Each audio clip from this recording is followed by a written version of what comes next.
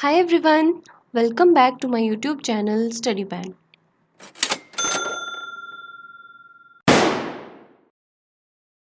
So guys, in today's session we are going to practice some of the MCQs on accounting and ये सब MCQs जितने भी हम आज करेंगे they are all based on those topics which we have already covered. हमने जो पहले topics कर लिए हैं ये सब उन्हीं पे based हैं. तो चलिए बिना किसी देरी के let's start.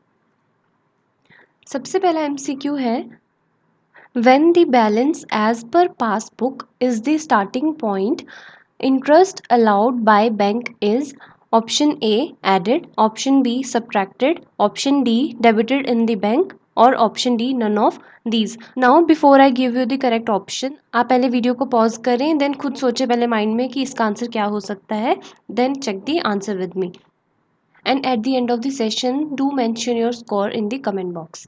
ओके तो क्वेश्चन कहता है अगर आपको पासबुक का बैलेंस दिया हो एज द स्टार्टिंग पॉइंट.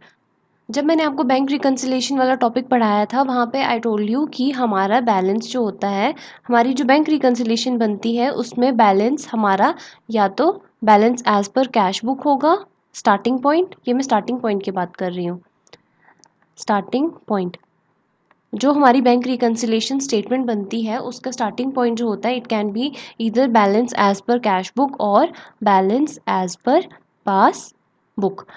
और उसमें मैंने आपको बताया था कि जो भी आपको स्टार्टिंग पॉइंट दिया होगा लाइक इन दिस केस अगर आपको कैश बुक का बैलेंस दिया है तो आपको इन दी एंड किसके बैलेंस तक पहुंचना है at the balance of pass book. तो बीच में जो भी एडजस्टमेंट्स होंगी उसमें मैंने कहा था कि उसको किसके पॉइंट ऑफ व्यू से सोचेंगे बैंक के पॉइंट ऑफ व्यू से या वही जो भी आपकी पासबुक में हुआ होगा do whatever your bank has done. और अगर आपको स्टार्टिंग पॉइंट दिया होगा पासबुक का तो आपको कहाँ पे जाना है किसके बैलेंस पे एज पर कैश बुक. तो यहाँ पे जितनी भी एडजस्टमेंट्स होंगी एज पर द कस्टमर होंगी तो हम बोलेंगे do what ever the customer has done. इतना आपको बस इतना सा लॉजिक अगर समझ आ गया ना कि किस बैलेंस से किस बैलेंस पे जाना है और सोचना किसके अकॉर्डिंग है देन आपके लिए बैंक रिकन्सिलेशन के क्वेश्चंस अटेम्प्ट करना काफ़ी इजी हो जाएगा. ओके तो यहाँ पे है हमारा बैलेंस स्टार्टिंग पॉइंट किसका दिया है एज पर पास बुक. ये वाला केस है.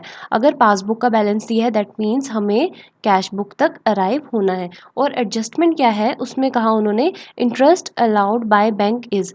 बैंक ने आपको इंटरेस्ट अलाउ किया दैट मीन्स बैंक ने आपके अकाउंट में पैसे डाले हैं मतलब बैंक ने आपको इंटरेस्ट दिया है. तो अगर आपको बैंक ने इंटरेस्ट दिया उसका मतलब हुआ बैंक में तो पैसे आ गए बट घर बैठे तो आपको पता लगेगा नहीं कि आपका इंटरेस्ट का अमाउंट क्रेडिट हो गया.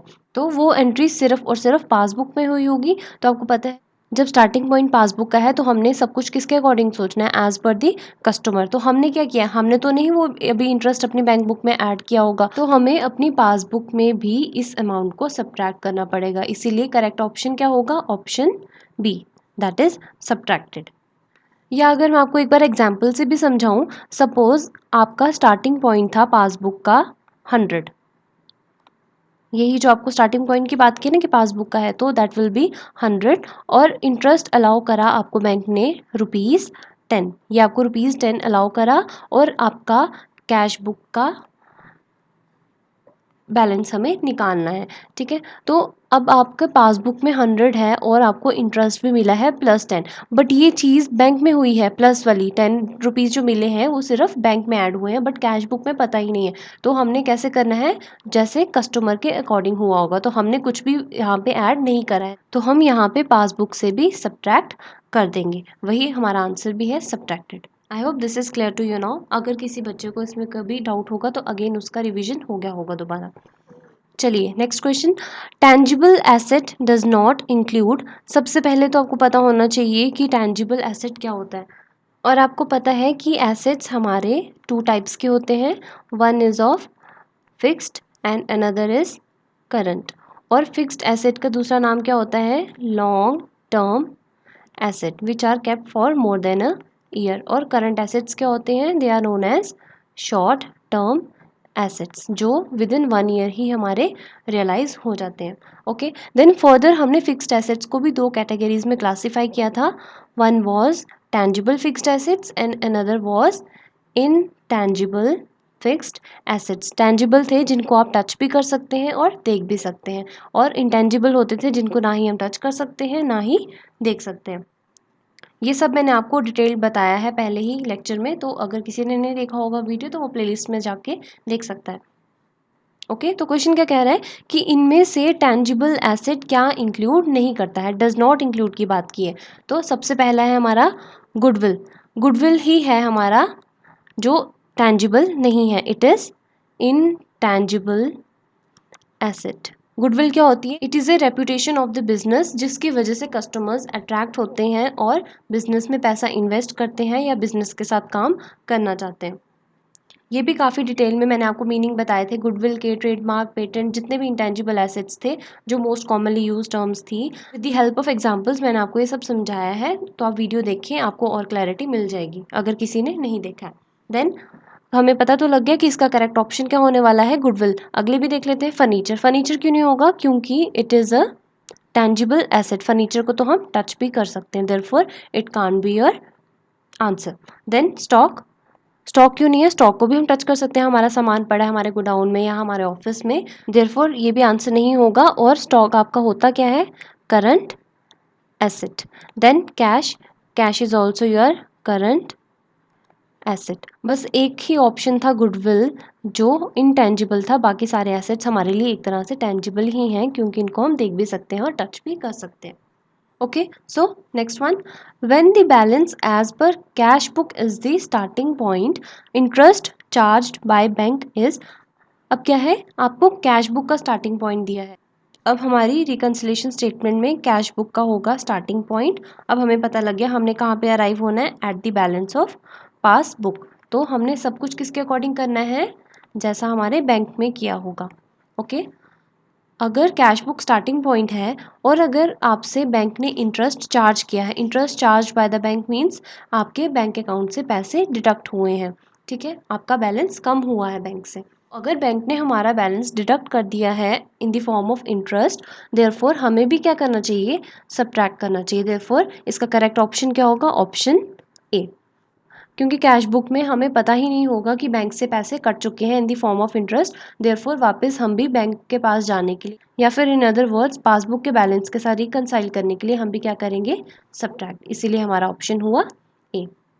ये वैसा ही है जैसे अभी हमने फर्स्ट क्वेश्चन करा, ये उसका ऑपोजिट था। वहाँ पे हमें इंटरेस्ट अलाउ हुआ था, यहाँ पे इंटरेस्ट चार्ज हुआ है, और में हमें स्टार्टिंग पॉइंट दिया था पासबुक का और यहाँ पे है हमें कैश बुक का। तो आई होप इन दोनों क्वेश्चंस से जो भी हमने बैंक रिकन्सिलेशन की इससे आपको कई सारे कॉन्सेप्ट्स क्लियर हुए होंगे। चलिए next one, which of the following is a liquid acid. इनमें से कौन सा है जो लिक्विड एसिड है। अब पहले हमें पता होना चाहिए लिक्विड एसिड्स क्या होते हैं। एक तो नाम से भी आप याद रख सकते हैं, लिक्विड जैसे वाटर होता है तो पानी हाथ में ज़्यादा देर तक तो टिक नहीं सकता, फिसल जाता है हाथों से। सिमिलरली लिक्विड एसिड्स वो होते हैं जो ज़्यादा देर तक आपके पास नहीं रहते हैं, ईजिली हमारे वो कैश में कन्वर्ट हो जाते हैं, मीन्स जल्दी से हमारे हाथ से चले जाती है वो चीज़। कैश में कन्वर्ट की बात कर लो, ये हम बोलते हैं वो हमारे पास रहेगी ही नहीं, वो चीज़ जल्दी से जल्दी हमसे निकल जाएगी। तो सबसे पहला है ट्रेडमार्क।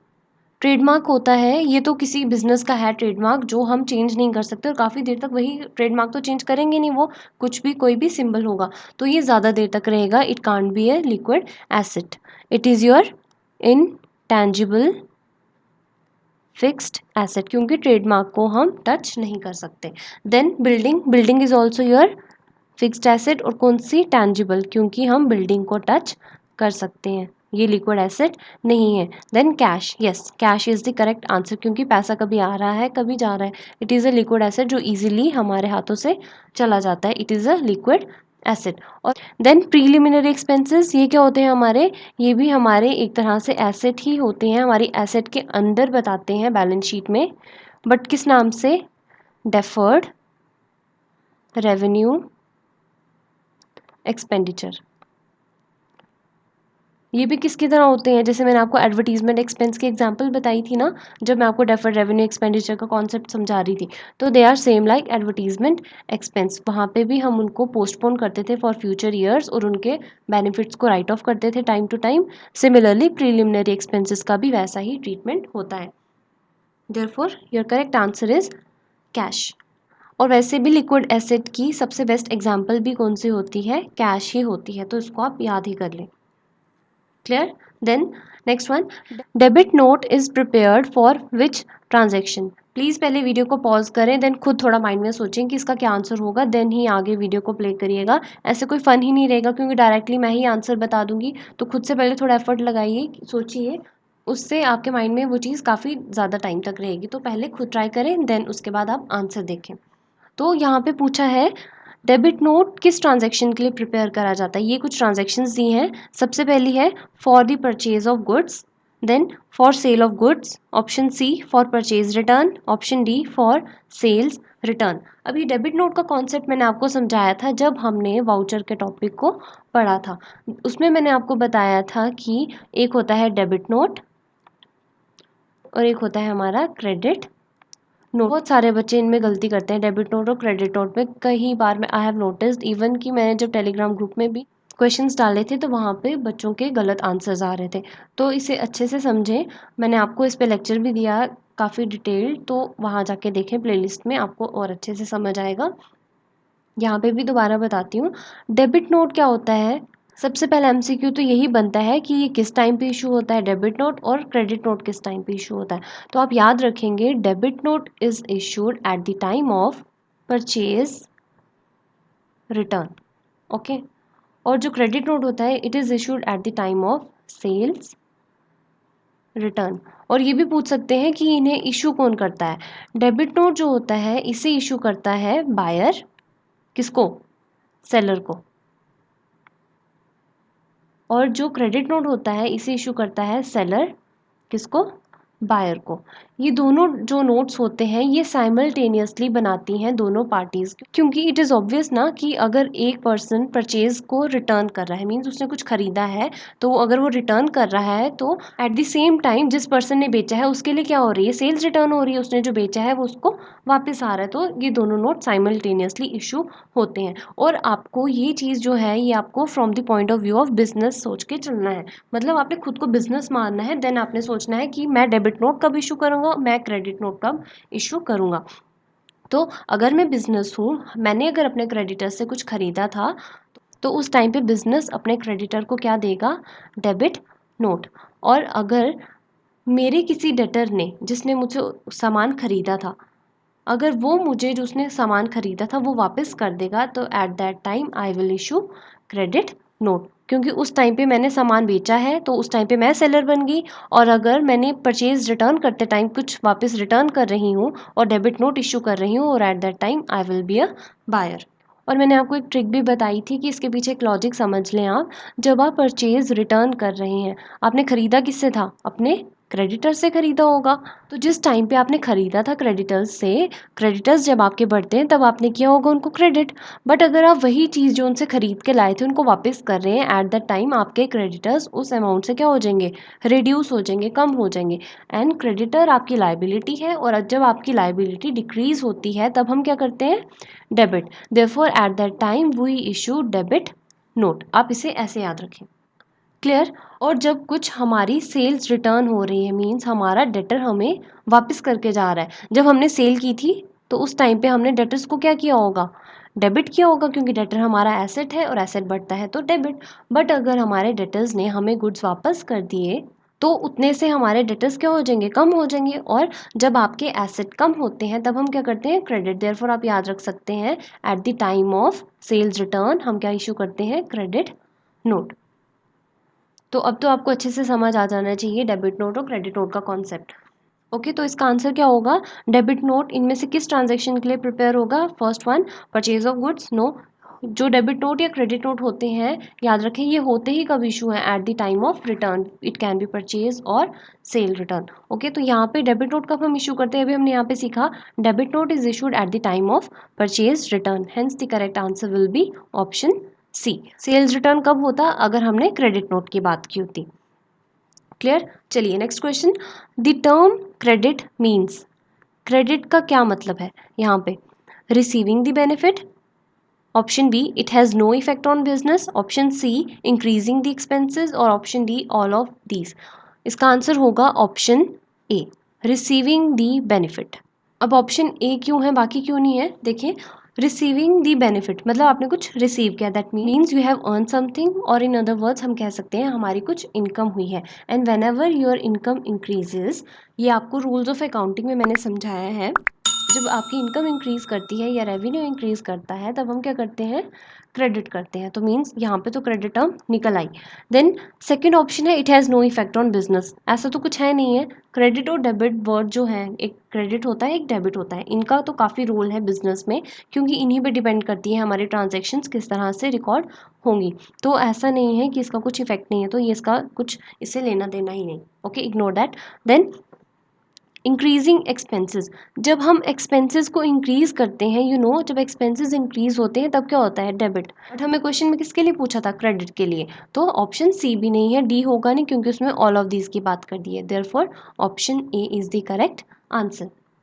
अब देखिए, मैं तो अपनी तरफ से ट्राई कर रही हूँ कि आपको हर एक एमसीक्यू जो मैंने आपको दिए हैं, अगर जो करेक्ट आंसर है वो तो बता ही रही हूँ, देन साथ ही साथ मैं आपको बाकी भी एक्सप्लेन कर रही हूँ कि क्यों नहीं है।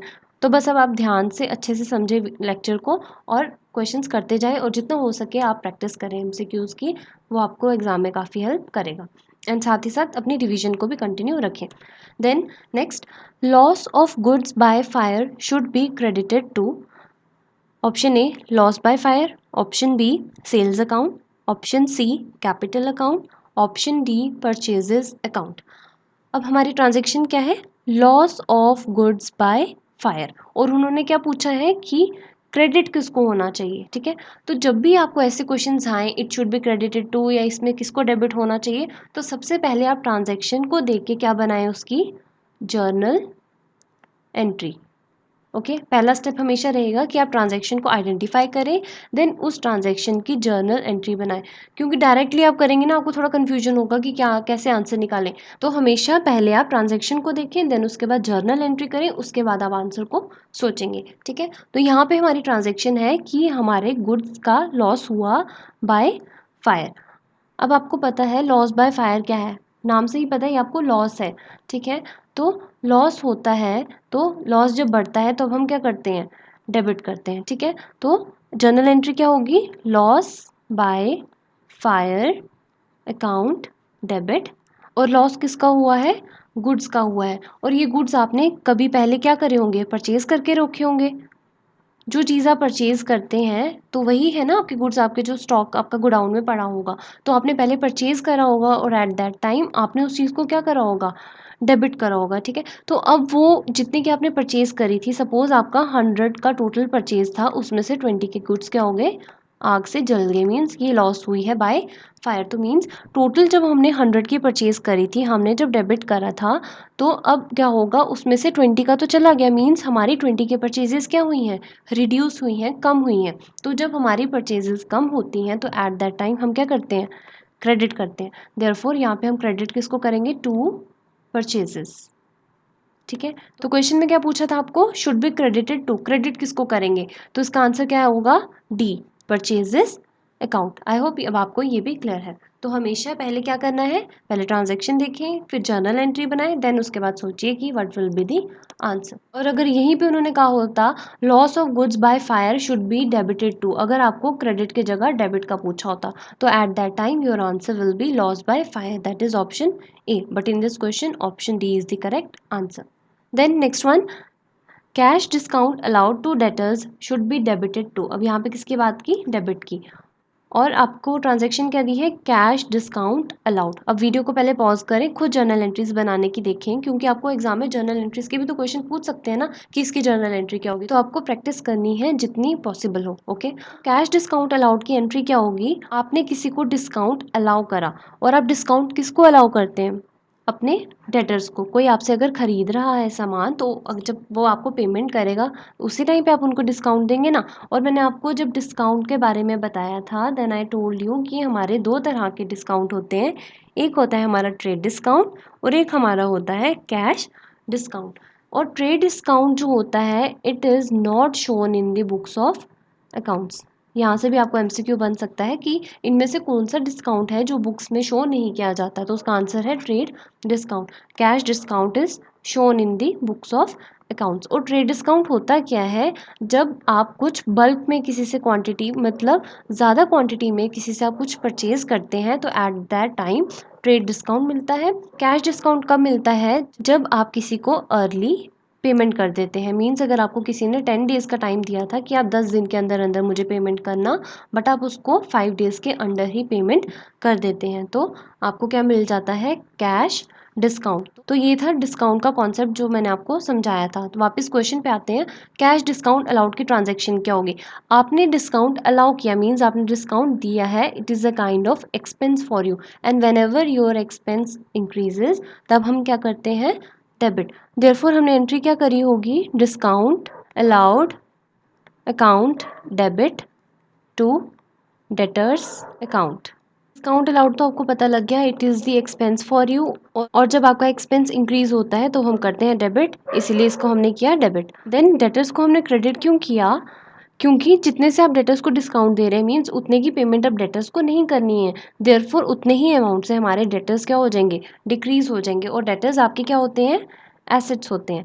और जब आपका एसेट डिक्रीज होता है then we do credit, therefore हमने डेटर्स को किया क्रेडिट। और आपको क्वेश्चन में पूछा था कि डेबिट किसको होगा, हमने यहाँ पे एंट्री में डेबिट किसको किया है, डिस्काउंट अलाउड को। Therefore option B will be the correct answer. अगर यहाँ पे आपको पूछा होता शुड बी क्रेडिटेड टू, तब आपका आंसर होता डेटर्स, बट यहाँ पे क्या है, डिस्काउंट। एंड प्लीज़ साथ ही साथ वीडियो को लाइक भी देते जाएं so that I get motivated और मैं आपके लिए और अच्छे लेक्चर्स लेके आऊँ।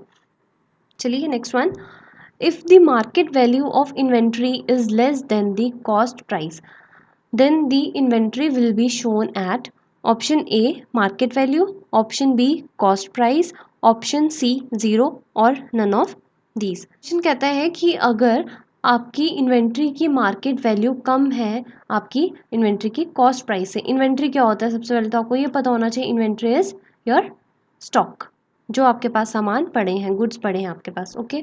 अगर आपकी मार्केट वैल्यू जो है आपकी किसकी, इन्वेंट्री की और वी कैन से स्टॉक की, वो अगर कम है कॉस्ट प्राइस से, ठीक है, तो आप स्टॉक को या इन्वेंट्री को किस पे शो करेंगे।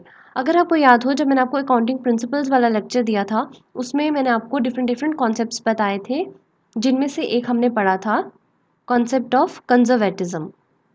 एक हमने कंजर्वेटिज्म के बारे में पढ़ा था, जहाँ पे मैंने आपको क्या बताया था, इसमें मैंने आपको समझाया था कि इसमें होता क्या है, हमने प्रॉफिट्स को कभी भी ओवरस्टेट नहीं करना है, ज़्यादा नहीं बताना है हमेशा, बट जो हमारे आने वाले फ्यूचर लॉसेस होंगे उनको पहले ही रिकॉर्ड करके रखना है। जैसे कि नाम से भी हमें पता लग रहा था, कंजर्वेटिज्म मीन्स कंजर्व, यहाँ से निकलता है वर्ड, हमें बचा के रखना है। जैसे बोलते हैं कंजर्व द नेचुरल रिसोर्सेज, वैसे ही यहाँ पे क्या है, हम अपने आप को पहले ही एक तरह से सेफ एंड में रखेंगे कि अगर आने वाला कुछ भी लॉस आएगा हमें फ्यूचर में तो हम पहले से ही उसके लिए क्या रहें, प्रिपेयर रहें।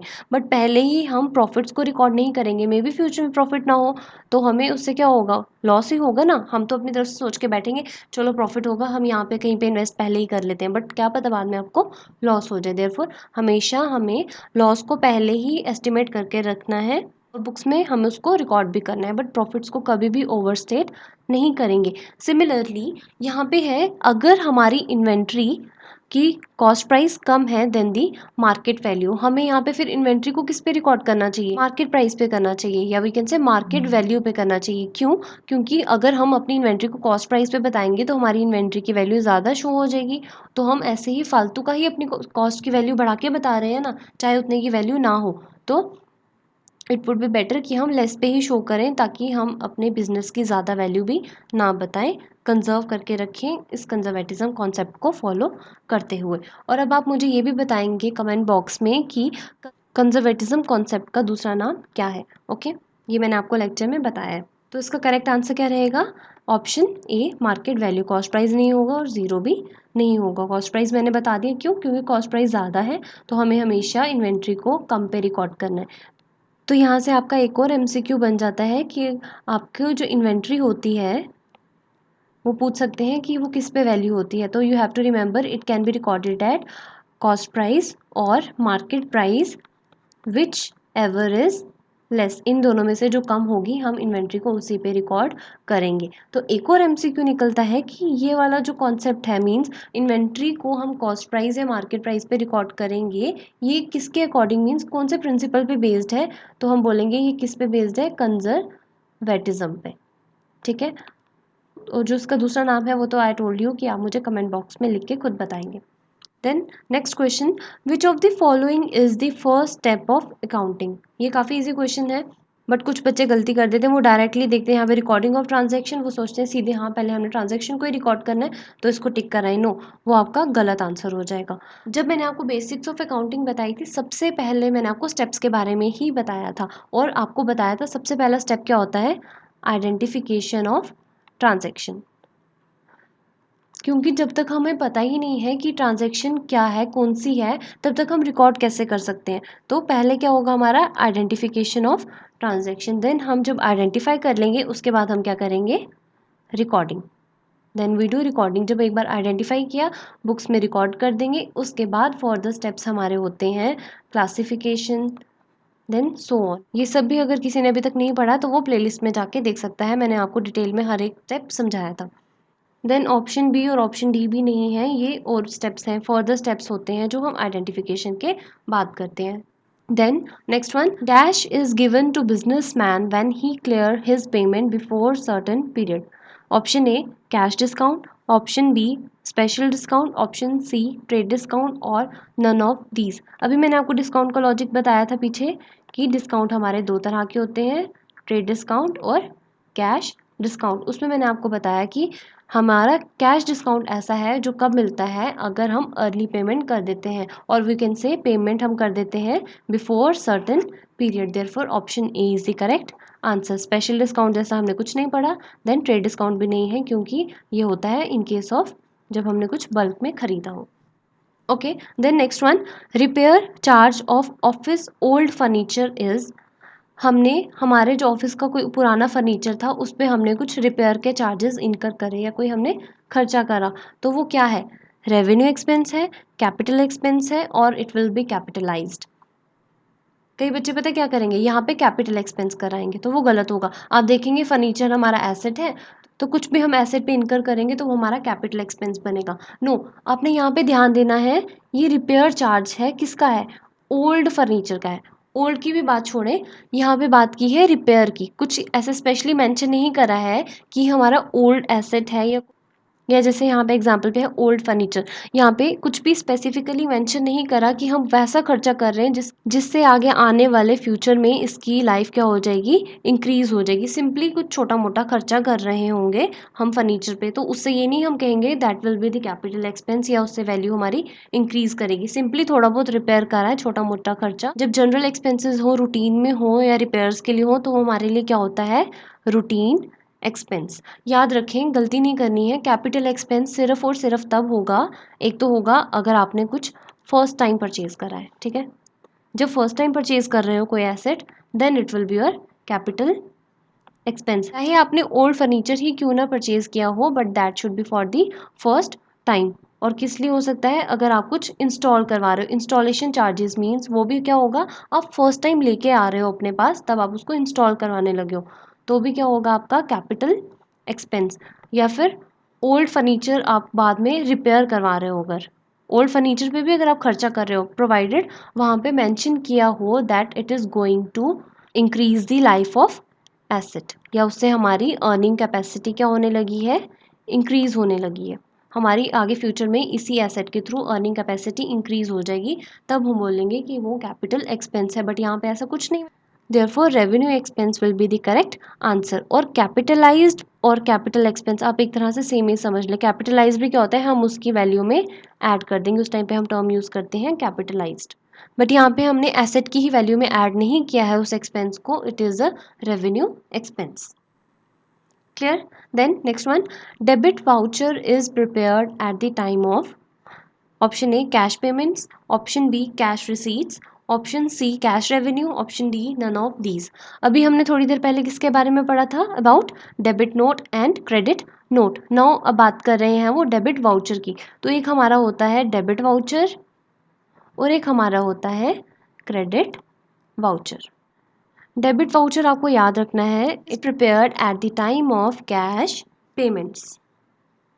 और क्रेडिट वाउचर हम कब बनाते हैं, इशू करते हैं at the time of cash receipts. ये भी याद रखें, कई बच्चे इसमें भी काफ़ी सारी गलती कर आते हैं, तो ये छोटी छोटी चीज़ों का ध्यान रखेंगे, इनको इग्नोर नहीं करना क्योंकि बेसिक्स ही हैं पहले इंपॉर्टेंट, उसी पे ज़्यादा एमसीक्यूज आने के चांसेस है।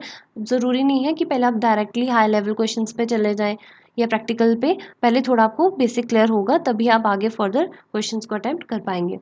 क्लियर? तो हमारा यहाँ पे करेक्ट आंसर क्या होगा, ऑप्शन ए, कैश पेमेंट्स। तो इसके लिए भी मैंने आपको ट्रिक बताई थी जब मैंने आपको वाउचर अप्रोच वाला चैप्टर बताया था कि कैसे याद रखेंगे डेबिट वाउचर।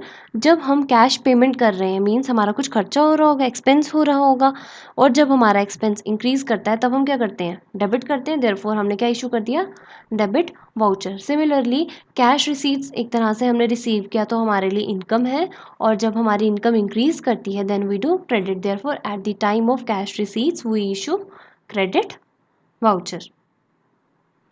जिन स्टूडेंट्स ने ऑलरेडी ये पढ़ रखा होगा, बाकी किसी के भी वीडियो लेक्चर से या मेरे से भी, उनके लिए तो आई थिंक काफ़ी अच्छी रिवीजन भी हो गई होगी इन चीज़ों की। Okay, so next one, find out the closing stock from the following. अब इस क्वेश्चन में हमने, ये थोड़ा प्रैक्टिकल है, इसमें हमने क्या निकालना है, क्लोजिंग स्टॉक। आपको क्या क्या फिगर्स दी हैं, एक तो आपको दिया है opening stock, then sales. Opening stock है हमारा 20,000 का, सेल्स है हमारी 1 लाख की, परचेजेस हैं ₹70,000 and rate of gross profit on cost 33 1/3%। अब आप याद रखेंगे 33 1/3% किस पे दिया है, ऑन कॉस्ट। हमेशा 33 1/3% दिया है, कॉस्ट पे दिया ना, ये किसके बराबर होता है, 1/3 के। हमेशा 1/3 इज इक्वल टू 33 1/3%। तो 33 1/3 बोलो और 1/3 both will be the same. अब हमें क्या निकालना है, क्लोजिंग स्टॉक। तो इसके लिए आपको फॉर्मूलाज पता होने चाहिए हर एक के। मैंने आपको जब फाइनेंशियल स्टेटमेंट्स टॉपिक पढ़ाया था वहाँ पे मैंने आपको फॉर्मूलाज बताए हैं हर एक के, और कैसे डिराइव हुए ये भी मैंने आपको समझाया था। अब यहाँ पे उन्होंने हमें क्लोजिंग स्टॉक निकालने को बोला है। अब आपको बस इक्वेशन पता होनी चाहिए तो क्लोजिंग स्टॉक ऑटोमेटिकली निकल जाएगा। एक इक्वेशन हमने वहाँ पे करी थी, कॉस्ट ऑफ गुड्स सोल्ड। उसमें हमने फॉर्मूला क्या पढ़ा था, कॉस्ट ऑफ गुड्स सोल्ड किसके बराबर होता है, opening stock plus purchases plus direct expenses if any अगर होंगे तो, माइनस क्लोजिंग स्टॉक। और यहाँ पे हमें क्वेश्चन में क्या चाहिए, क्लोजिंग स्टॉक। तो हम क्या करेंगे, क्लोजिंग स्टॉक को एक साइड पे ले आएंगे, बाकी सारी चीज़ें यहाँ पे ट्रांसफर कर देंगे। क्लोजिंग स्टॉक को हम यहाँ पे लिख देंगे, शिफ्ट जब करेंगे नेगेटिव पॉजिटिव हो गया, closing stock is equal to opening stock plus purchases. अब यहाँ पे क्वेश्चन में आपने नोटिस करा होगा डायरेक्ट एक्सपेंसेस की कहीं बात नहीं करी, तो आई एम इग्नोरिंग दैट। तो यहाँ पे कॉस्ट ऑफ गुड्स सोल्ड जब शिफ्ट हो जाएगा, प्लस साइन यहाँ पे चेंज होके क्या हो जाएगा, negative, minus cost of goods sold. Opening stock आपको ऑलरेडी दिया गया है, दैट इज 20,000, परचेजेस भी दी हैं 70,000। अब आपके पास कॉस्ट ऑफ गुड्स सोल्ड नहीं है, ठीक है। ये था फॉर्मूला भी, अब आप देखेंगे फॉर्मूला भी कॉस्ट ऑफ गुड्स सोल्ड का है, फिर से हमें निकालना है। देन आपको याद हो तो कॉस्ट ऑफ गुड्स सोल्ड के मैंने आपको दो फॉर्मूले बताए थे, एक तो यही था opening plus purchases plus direct minus closing, और सेकंड फॉर्मूला मैंने आपको बताया था कॉस्ट ऑफ गुड्स सोल्ड का, सेल्स माइनस ग्रॉस प्रॉफिट। तो आपको फॉर्मूला आना चाहिए, उसके थ्रू आपके आंसर्स ईजी वे में निकल जाएंगे। और ये फॉर्मूला मैंने आपको कैसे बताया था, कॉस्ट है, आप ये तो स्टार्टिंग से ही पढ़ते आ रहे हैं, हमारी सेलिंग प्राइस किसके बराबर होती है, हमेशा कॉस्ट प्राइस प्लस प्रॉफिट। तो अगर हमें कॉस्ट निकालनी है तो कॉस्ट प्राइस को एक साइड पे रख लेंगे, क्या फॉर्मूला बन जाएगा, सेल प्राइस माइनस प्रॉफिट। वही चीज़ यहाँ पे है, कॉस्ट ऑफ गुड्स सोल्ड लगा दिया, सेल्स ये हो गई हमारी कॉस्ट प्राइस, ये हमारी होगी सेलिंग प्राइस, और ये हमारा क्या हो गया, प्रॉफिट। तो वही फॉर्मूला है, कुछ डिफरेंट नहीं है यहाँ पे। Okay, so cost of goods sold निकालेंगे हम, सेल्स कितनी दी है हमें यहाँ पे, ₹1 लाख। और हमें क्या निकालना है अब, ग्रॉस प्रॉफिट। अब हमारे पास ग्रॉस प्रॉफिट भी नहीं है, तो ग्रॉस प्रॉफिट कैसे निकलेगा, उन्होंने यहाँ पे हमें रेट दिया है ग्रॉस प्रॉफिट का, बट किस पे दिया है, ऑन कॉस्ट, बट हमें गुड्स की कॉस्ट भी नहीं दी है। तो आपको क्या करना पड़ेगा, हमें ग्रॉस प्रॉफिट रेट चाहिए किसका, जो सेल्स पे हो, क्योंकि हमें यहाँ पे सेल्स की वैल्यू दी है। तो आपको पता होना चाहिए कि अगर 1/3 होता है हमारा कॉस्ट पे, 1/3 ऑन कॉस्ट किसके बराबर होता है, अगर हमें सेल्स पे निकालना है 1/4 ऑन सेल्स। अगर एक ट्रिक की तरह याद रखना है तो सिंपल याद रखिए, जो डिनोमिनेटर में होगा ना कॉस्ट में, वो सेल्स में जाके क्या हो जाएगा, +1। 1/3 अगर कॉस्ट पे तो 1/4 हो जाएगा सेल्स पे। तो थोड़ा बहुत अगर लॉजिक से देखना है तो देखिए 1/3 ऑन कॉस्ट का मतलब होता है कि अगर हमारा प्रॉफिट है 1, ठीक है 1/3 है ना, और हमारी कॉस्ट कितनी है 3, तो प्रॉफिट कितना है हमारा 1 और कॉस्ट है हमारी 3। और आपको पता है सेलिंग प्राइस कैसे निकलता है, cost plus profit. Selling price क्या हो जाएगा, कॉस्ट है हमारी 3 प्लस प्रॉफिट कितना है हमारा 1, तो एसपी हो जाएगा 4, और प्रॉफिट तो 1 ही रहेगा, इट विल नॉट चेंज। तो अगर प्रॉफिट 1 है कॉस्ट पे जो 3 थी, सिमिलरली प्रॉफिट 1 ही होगा बट सेल पे निकालेंगे जो 4 होगी, देयरफॉर 1/4 प्रॉफिट ऑन सेल्स। ऐसे याद रखें विद द लॉजिक, ये भी ठीक ही है वैसे, बट अगर जल्दी फास्ट कैलकुलेशन करनी हो तो सिंपली याद रखें +1 इन द डिनोमिनेटर। तो अब हमें पता लग गया ग्रॉस प्रॉफिट ऑन सेल्स कितना होगा, 1/4। तो जब हम सेल का करेंगे 1/4, that is 1 lakh into 1/4, 1 lakh multiply by 1/4। तो जब आप इसे सॉल्व करेंगे then you will get the cost of good sold as ₹75,000। तो हमें कॉस्ट ऑफ गुड सोल्ड मिल गया 75,000, इसे यहाँ पे आप वैल्यू में पुट कर दीजिए, तो आपका आंसर कितना आ जाएगा क्लोजिंग स्टॉक का, ₹15,000। तो ऑप्शन यहाँ पे क्या होगा, ऑप्शन सी। टफ लग रहा होगा बट ऐसा कुछ भी नहीं है, बस फॉर्मूला याद होने चाहिए और बहुत ही आसानी से फिर आपका आंसर निकल जाएगा automatically. Okay, last question for today is which one of the following will affect cash book during a period. Option A, recording depreciation expense, option B, declaration of cash dividend, option C, writing off uncollectable amount receivable, और option D, payment of accounts payable. Question पूछता है कि इनमें से कौन सी ऐसी transaction है, मतलब जो भी आपको यहाँ पे ये ऑप्शंस दिए हैं उनमें से कौन सा ऐसा है जो कैश बुक को अफेक्ट करेगा, मींस कैश बुक पे इसका इफेक्ट जाएगा, उस पे असर करेगा, मींस जिसकी वजह से कैश बुक का बैलेंस थोड़ा चेंज हो सकता है। फर्स्ट वन, जब हम रिकॉर्ड कर रहे हैं डेप्रिसिएशन एक्सपेंस, यहाँ पे लिखा है ना रिकॉर्डिंग डेप्रिसिएशन एक्सपेंस, जब हम डेप्रिसिएशन को रिकॉर्ड करते हैं तो आपको उसकी जर्नल एंट्री आनी चाहिए, that is depreciation account debit to asset account. और इतना भी आपको पता है कि कैश बुक हमारी कब इफेक्ट होगी, जब हमारा कैश अकाउंट इफेक्ट होगा, क्योंकि कैश बुक में हम क्या ट्रांजेक्शन्स रिकॉर्ड करते हैं, कैश रिलेटेड ट्रांजेक्शन्स। और अगर हमारी डबल कॉलम होती तो हमारा बैंक भी इफेक्ट होता, बट मेजरली कैश बुक में क्या है कि जो भी आपके कैश को इफेक्ट कर रहा होगा वही ट्रांजेक्शन हम यहाँ पे करेक्ट ऑप्शन मानेंगे। तो यहाँ पे डेप्रिसिएशन है और एसेट है, कैश का कुछ भी रोल नहीं हुआ, ना कैश पे कुछ इफेक्ट पड़ा, देयरफॉर ऑप्शन ए तो नहीं है। Then declaration of cash dividend, अब कई बच्चे इसको नहीं कराएं कहीं टिक कि कैश वर्ड देखा तो टिक कराएंगे, नो, अभी सिर्फ डिक्लेयर किया है, एक्चुअल पेमेंट तो नहीं करी है ना डिविडेंड की, बस सिंपल कंपनी में मीटिंग में बात हुई होगी कि हाँ हम डिविडेंड डिक्लेयर करने वाले हैं, इतने का हम कैश दे देंगे बाद में, बट इन रियलिटी अभी तक हमने पेमेंट नहीं करी, देयरफॉर ऑप्शन बी भी नहीं है, ना ए होगा ना बी होगा। Then writing off uncollectable amount receivable, ये क्या है, आपने राइट ऑफ कर दिया कुछ ऐसा अमाउंट जो अनकलेक्टेबल है, जो आपको लेना था, रिसीवेबल था बट आप कलेक्ट नहीं कर पाओगे। अगर आपने उसको ध्यान से समझा हो, ये ऑप्शन सी है क्या, वही बैड डेट्स को हमने राइट ऑफ करा, राइटिंग ऑफ बैड डेट्स कब होते हैं, जब आपने किसी से कुछ रिसीव करना होता है, मीन जो आपके रिसीवेबल्स होते हैं, रिसीवेबल्स में आपके डेटर्स आ जाते हैं, जब आपने कुछ रिसीव करना है वो आप कलेक्ट नहीं कर पाएंगे, मीन्स अनकलेक्टेबल, वही हो गया अनकलेक्टेबल अमाउंट रिसीवेबल। जब आप अनकलेक्टेबल अमाउंट रिसीवेबल को राइट ऑफ कर रहे हैं, मीन्स ये एंट्री किसके लिए है, बैड डेट्स के लिए। तो आपको पता है बैड डेट्स की एंट्री क्या होती है, bad debts account debit to debtors account. हमने बैड डेट्स को डेबिट क्यों किया? क्योंकि हमारे लिए वो एक्सपेंस बन गए। बैड डेट्स होते हैं जिन डेटर से हमें पैसा नहीं मिलेगा, तो उससे हमारे एक्सपेंस बढ़े। एक्सपेंस जब हमारा बढ़ता है तो हम करते हैं डेबिट, देयरफॉर हमने डेबिट करा इसे, और हमारे उतने से ही डेटर्स कम हो गए क्योंकि उतने अमाउंट का हमें डेटर अब नहीं मिलेगा। And debtor is your asset, तो whenever your asset decreases then we do credit.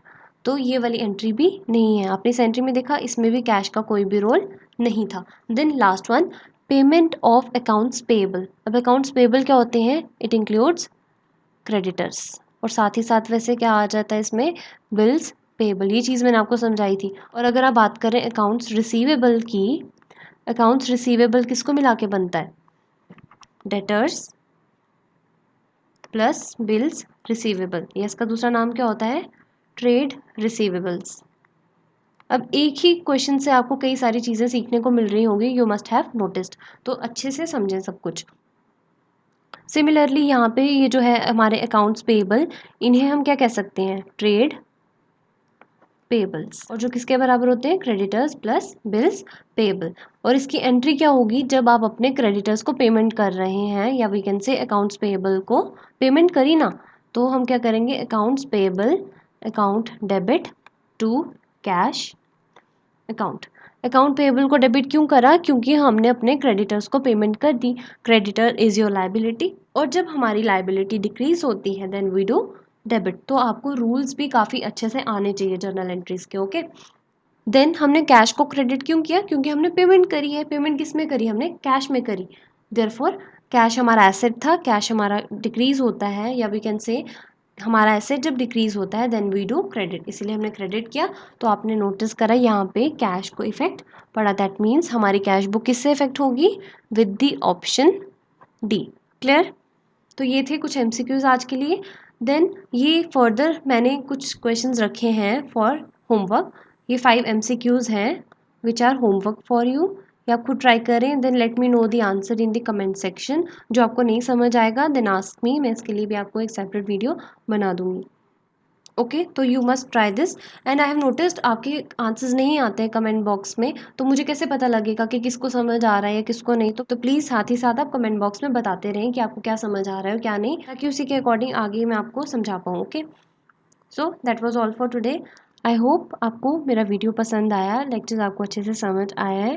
Please video को साथ ही साथ लाइक करें and share it to your friends as well, ताकि वो भी इनकी प्रैक्टिस कर पाए। But is new to the channel then please subscribe and don't forget to hit the bell icon for regular updates. So stay tuned for my next video. Thank you.